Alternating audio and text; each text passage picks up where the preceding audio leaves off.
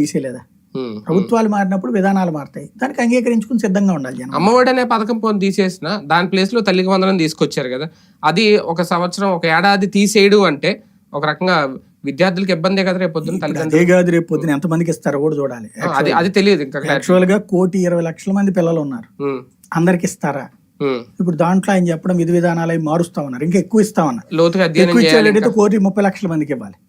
ఎందుకని ఏదో car కొనుక్కున్నందుకు ration card తీసేశారు ఇట్లాంటివి చెప్పారు.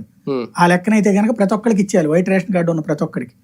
ఇప్పుడు ఫస్ట్ రేషన్ కార్డులు తీసేస్తారా, లబ్ధిదారులను మారుస్తారా, ఇది చూడాలి. కానీ దీని మీద ఇంకో డౌట్ ఏంటంటే, ఆల్రెడీ సచివాలయాలు అయితే ఉన్నాయి, ఇంకా సచివాలయాలు ఇంకా తీసేయలేదు, ఏం ప్రక్షాళన విలీనం కూడా చేయలేదు.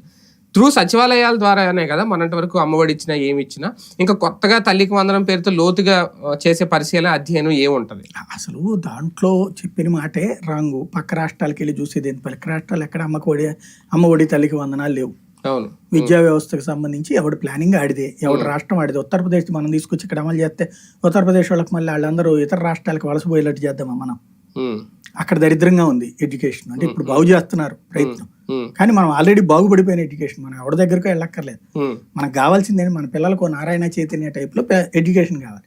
జగన్మోహన్ రెడ్డి ఆ పని చేశాడు, ప్రభుత్వ పాఠశాలలు ప్రారంభించాడు. ఐబీనా లేకపోతే ఇంకోటి అవన్నీ ఉంచాలో లేదో మేము డిసైడ్ చేస్తామంటే రైటా రాంగ్? అది పక్క రాష్ట్రంతో నువ్వెందుకు కంపేర్ చేస్తావు? పక్క రాష్ట్రం కూడా నీ మీద కంపేర్ చేసుకుని ఇక్కడికి వచ్చి చూసిపోయారు వాళ్ళు.